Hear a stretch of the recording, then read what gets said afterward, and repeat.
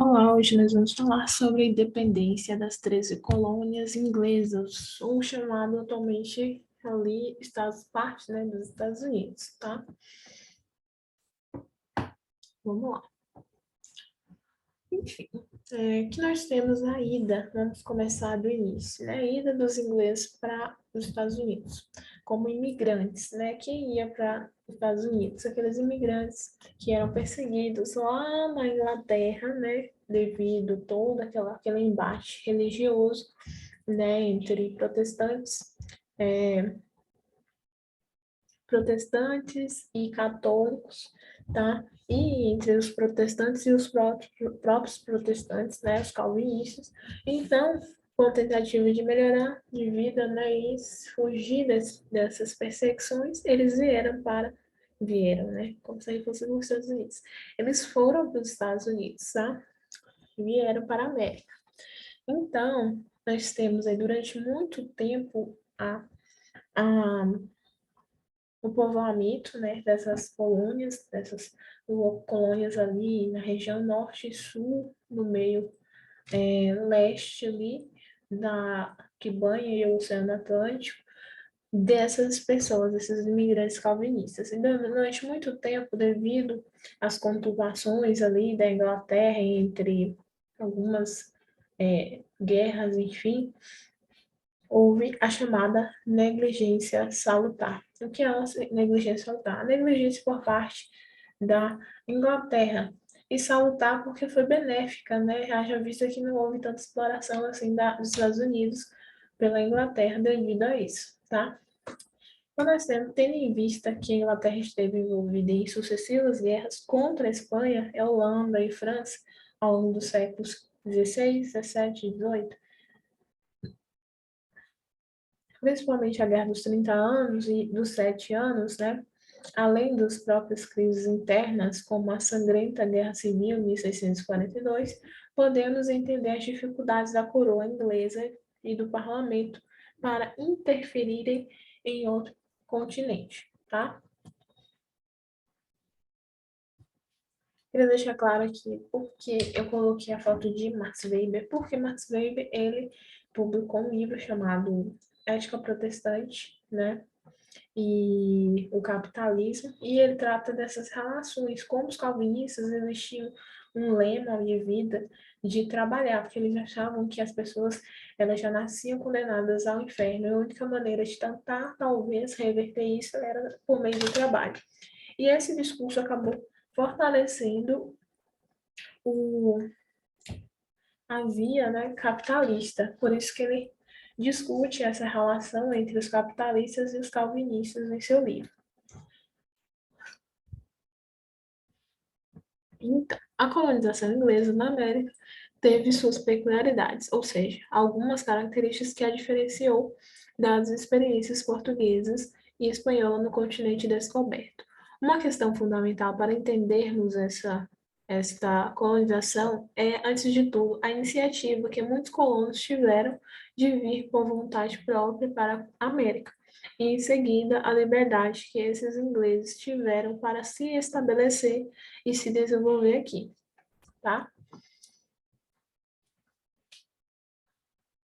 Um dos modelos das colônias. Nós temos o modelo no sul e no norte, né? O modelo no sul era basicamente o modelo do plantation, tá? E o modelo do norte era basicamente o modelo de povoamento, tá? Baseado aí o norte era mais industrializado, o sul era mais agrícola, né? Baseado na plantação mesmo, né? A Guerra dos 100 Anos, né? Que possibilitou essa negligência da Inglaterra em face dos calvinistas fugidos, imigrantes aí. A Guerra dos Sete Anos foi uma série de conflitos internacionais que ocorreram entre 1756 e 1763. Durante o reinado de Luís XV, entre a França, a monarquia de Habsburgo e seus aliados de um lado, e a Inglaterra, Portugal e Reino da Prússia, o eleitorado de Hanover de outro, tá? Então, nós temos esses autores, tá? O fim da negligência salutar. Com o fim aí dessas guerras, Guerra dos Sete Anos, a Inglaterra voltou seus olhos para a sua colônia e instituiu algumas leis para tentar explorar, né, a partir daí. As leis, entre elas nós temos a Lei do Açúcar, a Lei do Selo e a Lei do Chá. A Lei do Açúcar, de 1764, instituiu-se uma taxa sobre todos os carregamentos de açúcar que não fossem das Antilhas Inglesas. Essa medida prejudicaria diretamente os colonos, pois negociavam melaço com as regiões do Caribe para produzir o rum. Tá vendo? Diferentemente da América Portuguesa, que tinha um pacto colonial, não podia comercializar com outras regiões, a América Inglesa, ela podia comercializar. Exemplo do Caribe, né, dessas regiões do Caribe. O outro tipo de lei foi a Lei do Selo, em 1765, obrigava a compra de um selo produzido pela metrópole para estampar todos os documentos que circulassem dentro da colônia. A lei do selo, portanto, foi revogada no ano seguinte. A próxima lei foi chamada Lei do Chá, de 1773, que obrigava os colonos a somente consumirem chá das companhias das Índias Orientais, sediada em Londres. A população ali, os imigrantes calvinistas, tá, e seus descendentes ficaram irritados com isso, né? Com isso, nós temos a chamada Revolta dos Colonos, e para tentar mitigar essa,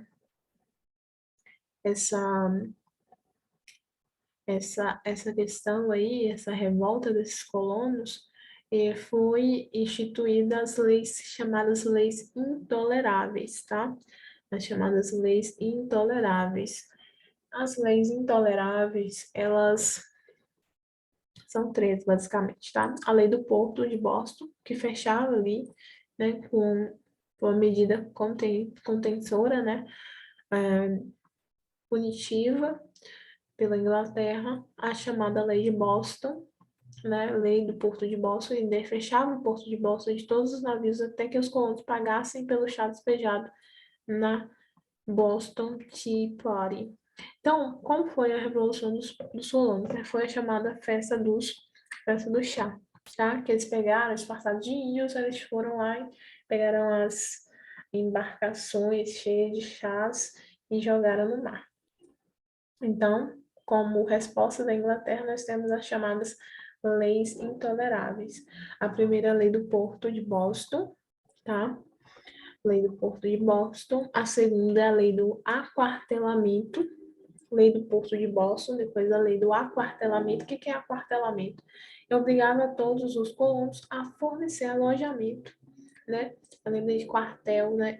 Aquartelamento, né? Você abrigar, através de alojamento, alimentação e transporte de soldados britânicos, tá? E houve uma grande quantidade, com essas revoltas, houve uma grande quantidade de um aumento, né, de soldados britânicos ali na região dessas colônias. Então, eles tinham que suprir toda essa demanda.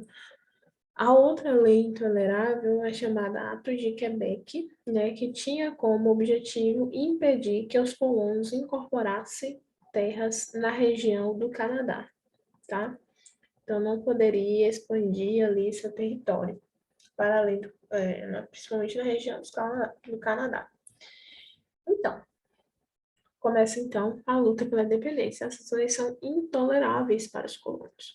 Para responder à rígida política de pressão adotada pela Inglaterra, as colônias realizaram o primeiro Congresso Continental da Filadélfia em 1774.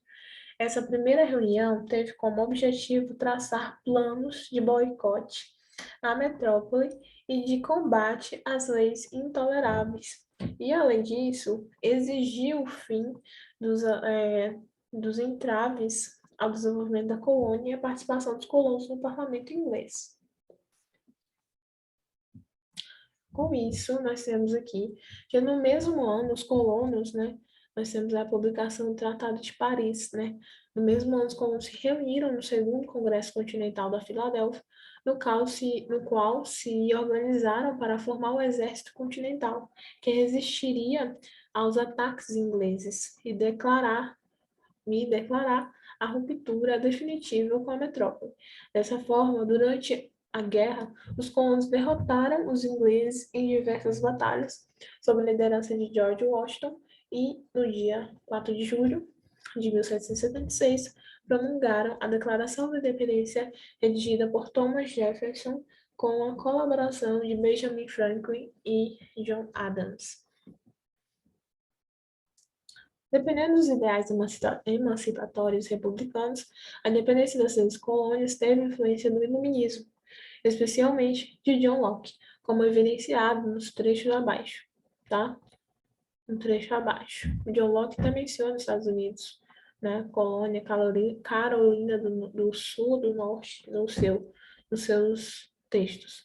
Consideramos essas verdades como evidentes por si mesmas, que todos os homens são criados iguais, dotados pelo Criador de certos direitos inalienáveis, que entre estes estão a vida, a liberdade e a procura da felicidade, que a fim de se assegurar esses direitos, os governos são instituídos entre os homens, derivando seus justos poderes do consentimento dos governados. Que sempre que qualquer forma de governo se torne destrutiva de tais fins, cabe ao povo o direito de alterá-la ou abdicá-la e instituir um novo governo baseando em tais princípios e organizando-lhes os poderes pela forma que lhe pareça mais conveniente para realizar-lhe a segurança e a felicidade. A Declaração de Independência das 13 Colônias. Com isso, nós temos aí a publicação do Tratado de Paris, né, a Constituição e a formação do Estado. Os Estados Unidos da América, né, entre as principais características podemos citar dessa Constituição e da formação do Estado. Tem uma forma de república presidencialista, forma de governo, né, federativa, a tripartição dos poderes executivo, legislativo e judiciário, assim como propunha Montesquieu, né, em O Espírito das Leis, unificação do sistema monetário e de medidas, e garantida a liberdade de expressão e religiosa e baseada nos postulados de Locke, nos textos de Locke. Então, nós temos aqui a região das três colônias, tá? Nova Escócia e tal, e vai descendo aqui até chegar Geórgia, Carolina do Sul, Carolina do Norte, Virgínia, Maryland, Delaware, Nueva, Nova Jersey, Connecticut, Ohio, Iceland, enfim, Nova York, Nova Hampshire, enfim, Apalaches, território índio, chamado território índio, e Honda, Canadá, tá? Grandes Lagos. Ok? Então, as colônias inglesas, nós temos as colônias inglesas aqui e outras colônias, né? Cidades principais, Boston, Nova York, Filadélfia, Baltimore e Charleston, tá? E além das colônias espanholas. Então, George Washington foi o primeiro presidente ali da República estadunidense. Ele comandou a nação entre os anos de 1789 e 1797. Ele foi eleito pelo colégio eleitoral sem filiação de partido por ser sido o general que liderou a Revolução da Independência. Ele é considerado um dos pais fundadores dos Estados Unidos. Aqui nós temos um mapa mental, tá, sobre a Revolução Americana, as causas, o aumento do controle colonial, a Revolução Industrial, a Guerra dos 7 Anos, mais impostos, mais tropas inglesas, enfim, os novos impostos como açúcar, da moeda, hospedagem, selo, tá? Do chá, teve a festa do chá, as leis intoleráveis, estopim, Congresso Continental de Filadélfia, tá? O primeiro e o segundo, a Declaração de Independência, enfim, a guerra e o modelo americano, república presidencialista, federalismo, garantia de liberdades individuais, né, como propriedade privada, e eleição de George Washington como primeiro presidente. Aqui é outro mapa mental, né? Constituição e influência do Iluminismo, Guerra da Independência, Segundo Congresso de Filadélfia, o primeiro, segundo é nessa aqui, ó. Norte, Sul, antecedentes, né? A negligência salutar, o aumento das taxações levou aí às reivindicações, ok? Teve a doutrina Monroe, América para os americanos. Bora lá, por que a Guerra dos 7 Anos é fundamental para compreendermos o início do processo de independência das 13 colônias. Letra A. A Inglaterra, endividada, decidiu aumentar o controle e os impostos em suas colônias. Exatamente. O que foi negligência salutar? Negligência salutar foi basicamente a pouca interferência da Inglaterra em relação às colônias, em especial do norte. Que impostos foram criados pela coroa inglesa nesse contexto? A lei do açúcar, do chá e do selo. O que foi a festa do chá de Boston? Revolta dos colonos que, usando trajes indígenas, jogaram ao mar carregamento de chá de um navio inglês. Pode ser considerado exemplo das leis intoleráveis assinadas nesse contexto o fechamento do porto de Boston. Qual foi a importância do Congresso de Filadélfia no contexto da Revolução Americana? Revolução, outro nome aqui, Revolução Americana. Através deles, foi discutida a Declaração de Independência. São características dos Estados Unidos após a independência o quê? Instituir a República Presidencialista Federativa, assim como tripartição dos poderes, como eu havia dito. A primeira Constituição dos Estados Unidos, apesar de influenciada pelas ideias iluministas, apresentava um elemento contraditório. Qual era? A manutenção da escravidão. Vamos para as questões contextualizadas, tá? Com enunciados. Vamos ler a pergunta. Os conflitos se acirraram em 1773, levando o parlamento britânico a aprovar medidas restritivas em relação à Assembleia de Massachusetts, nas 13 colônias que foram denominadas como, embora estivessem subordinadas às leis inglesas, as 13 colônias norte-americanas gozaram de certa autonomia no que dizia respeito aos assuntos internos. No século XVIII, as relações entre colônias e Londres se deterioraram pouco a pouco. Os conflitos se acirraram em 1773, levando o parlamento britânico a aprovar medidas restritivas em relação à Assembleia de Massachusetts, nas 13 colônias que foram denominadas como Atos de Navegação de Cromwell, nada a ver, Pacto de Mayflower, não, ser leis intoleráveis. Exatamente. Leia a pergunta. Sobre a Declaração de Independência dos Estados Unidos, é correto afirmar que, vamos ler o enunciado, consideramos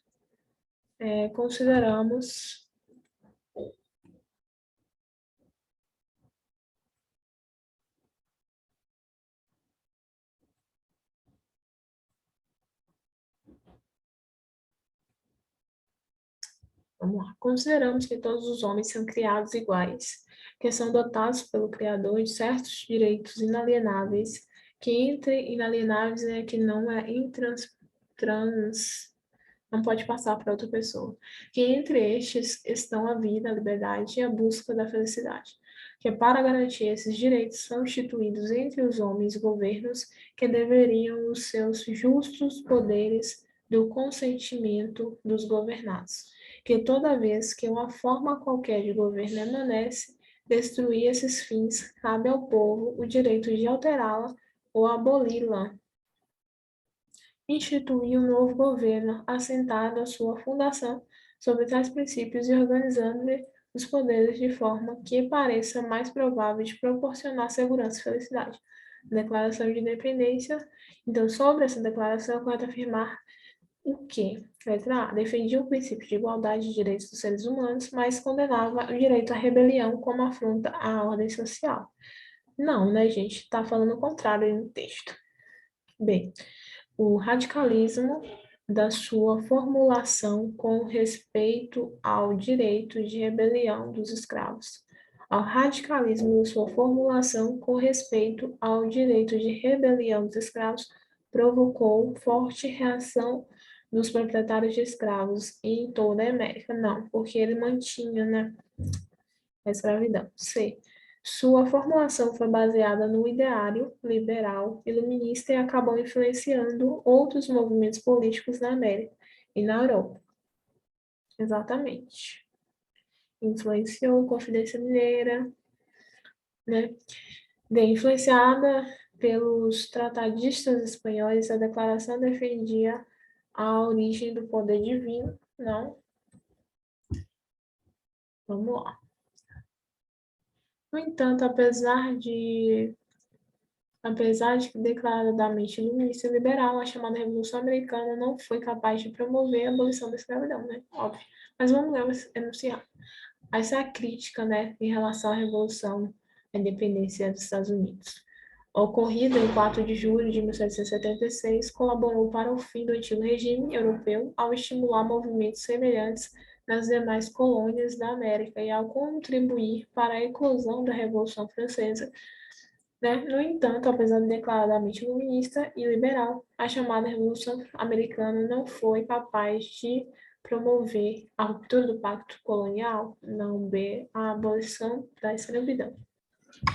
Tá?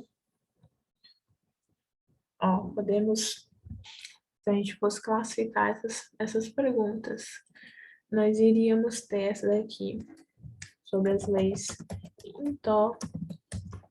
intoleráveis, certo? Leis intoleráveis. Essa daqui seria sobre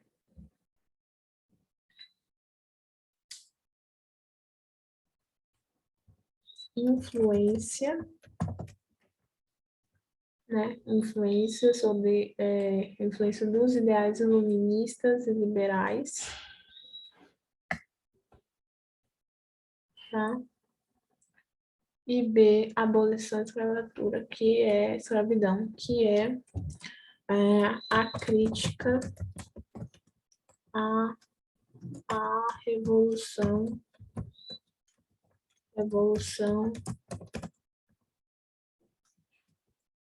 dos Estados Unidos da América, tá? Então, aqui é crítica à revolução dos Estados Unidos da América.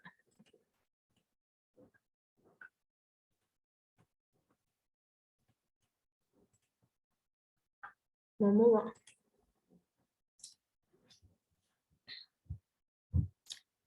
Vamos lá, pergunta. Nossa, Munixiristos, que lugar é esse? É uma universidade brasileira.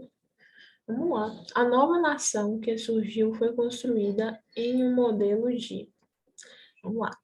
A independência dos Estados Unidos foi declarada no dia 4 de julho de 1776 e colocou o fim ao vínculo colonial que existia entre as três colônias e a Inglaterra. Com essa conquista, os Estados Unidos transformaram-se na primeira nação de continente americano a ter sua independência. A nova nação que surgiu foi construída em modelo de ser republicano, federalista, inspirado nos ideais iluministas que defendiam as liberdades individuais. Exatamente. Vamos lá. A Constituição dos Estados Unidos da América, bem pequenininha em comparação do Brasil, né? De 1787, é considerada a primeira experiência significativa do Estado Federal. Isso se deve, né, pelo quê? Letra A.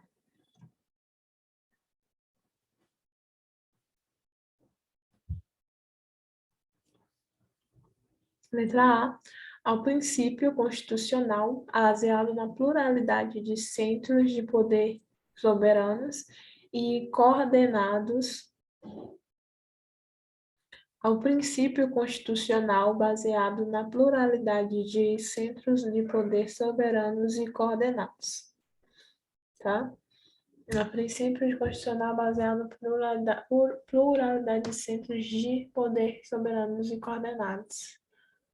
A Constituição se dá assim. O princípio constitucional caracteriza pela inexistência de leis gerais válidas, tem ao princípio constitucional baseado na absoluta submissão das unidades federativas ao governo central, ao princípio constitucional de garantia dos direitos individuais do cidadão e das minorias sociais, ao princípio constitucional baseado ao corporativismo e na negação do direito de rebelião e subordinação política.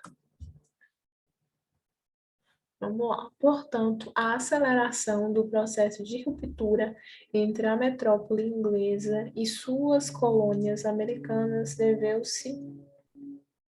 Vamos lá. O processo de emancipação política dos Estados Unidos esteve relacionado da McKinsey ao avanço do capitalismo na Inglaterra, a expansão dos princípios liberais, a rivalidade anglo-francesa e ao próprio desenvolvimento das três colônias. Portanto, a aceleração do processo de ruptura entre a metrópole inglesa e suas colônias americanas deveu-se às tentativas de expansão francesa na América do Norte e ao apoio recebido por parte dos colonos residentes na região e das tribos indígenas simpatizantes dos franceses? Não. B. Ao natural desenvolvimento de um processo próprio das colônias de povoamento, que sempre pautaram sua existência em uma enorme autonomia perante a metrópole inglesa. C. As tentativas inglesas de aprofundar os laços de dominação colonial e a reação dos colonos americanos diante das medidas fiscais e administrativas que anulavam sua relação com a autonomia. Então, aqui nós temos que essa realmente é a questão. Então, vamos retornar aqui, né, crítica à Revolução Americana. Essa daqui é a forma de governo que foi instituída. Aqui é sobre a Constituição, né? Constituição. E aqui é sobre as revoltas, né? Essa relação entre os colonos e ingleses. Então, vamos colocar aqui, ó. Essa aqui foi sobre forma de governo que vigorou. A forma de governo foi. Essa daqui foi o princípio constitucional, caracterizado pela inexistência de leis, né? Então, essa aqui fala sobre a Constituição, né, americana.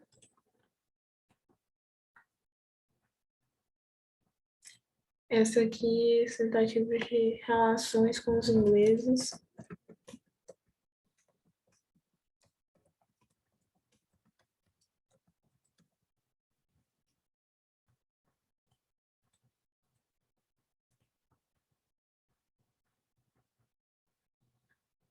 E é isso.